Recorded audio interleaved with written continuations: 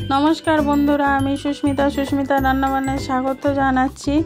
आजके तोमादेर साथे एकटा पिठे रेसिपि शेयर करते चलेछि। भिडियोटा प्रथम थेके लास्ट पर्यन्त देखार अनुरोध रइल। एखाने आमी 3टे गाजर नियेछि। गाजरटा प्रथमे छुरिर साहाज्ये केटे आमी परिष्कार करे नेब। एकटु जास्ट दु साइडटा केटे एकटु घषे निलेई किन्तु परिष्कार हये जाबे। तारपरे केटे नेब आमी गाजरटा।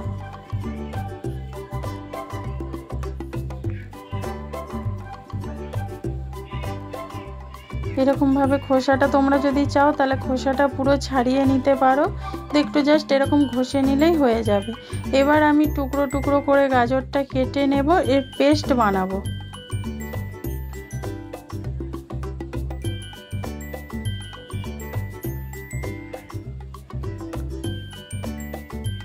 गाजरटा आमी छोटो छोटो करे टुकरो करे निচ্ছি যাতে পেস্টটা খুব সুন্দর হয়। পেস্ট থেকে আমি এর জুস বার করে নেব।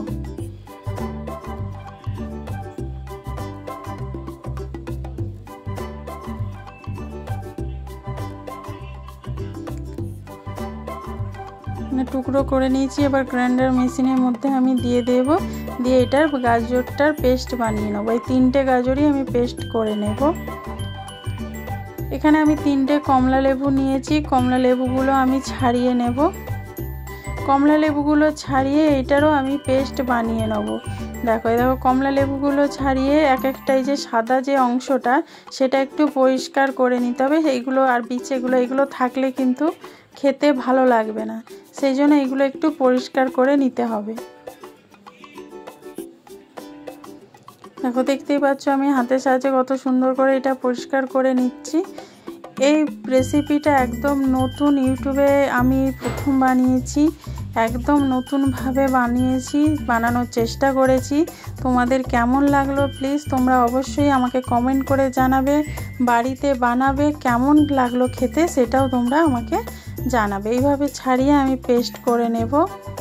দেখো এখানে আমি একটা বাটি আর ছাঁকনি নিয়েছি। এবার গাজরটা যে পেস্ট করে নিয়েছিলাম সেটা এখানে দিয়ে জুসটা আমি বার করে নিচ্ছি।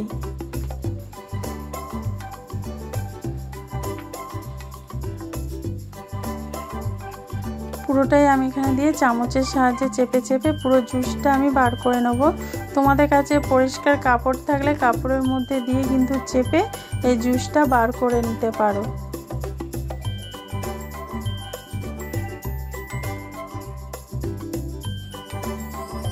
দেখো এরকম চেপে চেপে দেখতেই পাচ্ছ কত সুন্দরভাবে জুসটা বেরিয়ে যাচ্ছে। আর গাজরের কালারটাও কত সুন্দর হয়েছে, পুরো অরেঞ্জ কালার। এই কালারটার জন্যই আমাদের গাজরটা দরকার।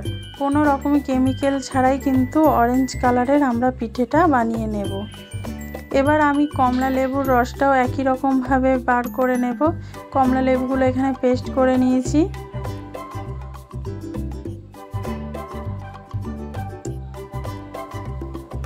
দেখো চামচের সাহায্যে এরকমভাবে নাড়ি নাড়ি পুরো জুসটাকে আমি বার করে নিচ্ছি। আমি এখানে 3টে কমলা লেবুর করেছি। তোমরা যদি চাও এখানে কম বেশি করে নিতে পারো। যতটা তোমাদের পরিমাণ হবে সেই পরিমাণ অনুযায়ী কিন্তু এখানে লেবুর রস বা গাজরের রসটা ব্যবহার করতে পারো।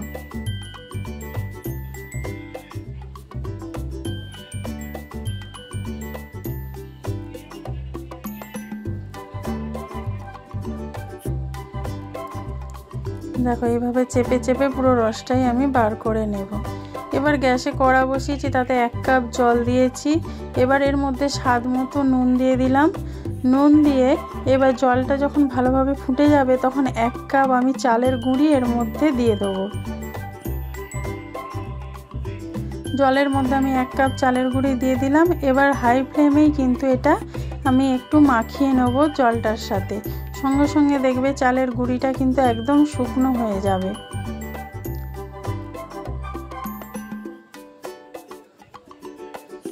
দেখো চালের গুঁড়িটা কিন্তু একদম শুকনো হয়ে গেল, দেখতেই পাচ্ছ। তো কিন্তু জলটা আরেকটু লাগবে। এবার দিয়ে দেবো আমি এই গাজরের রস।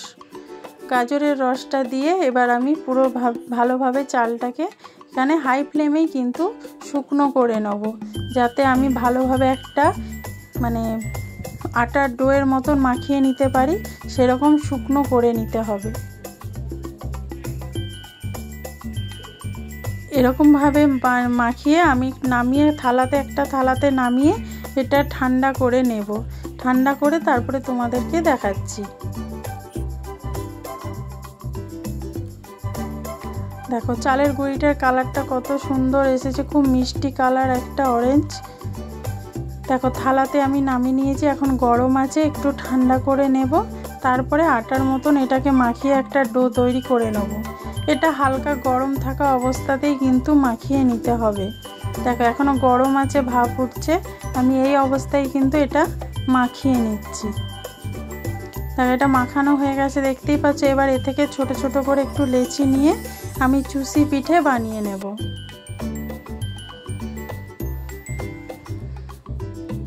দেখো মোটা সরু তোমরা যেরকম পছন্দ তোমরা করতে পারো, আমি সব রকমভাবেই দেখাচ্ছি। দেখো একটু মোটা বানিয়েছিলাম, তার থেকে এবার একটু সরু বানিয়েছি, তার থেকেও একটু সরু লম্বা বানিয়ে তোমাদেরকে দেখাচ্ছি। তোমরা এই রকমভাবে কিন্তু সব চুষি পিঠেগুলো বানিয়ে নেবে। আমি এরকমভাবে সবগুলো বানিয়ে তারপর তোমাদের দেখাচ্ছি। এখানে গ্যাসে একটা কড়াতে দুধ বসিয়েছি, 500 দুধ আছে। দুধটা একটু ভালো করে ফুটিয়ে নেব।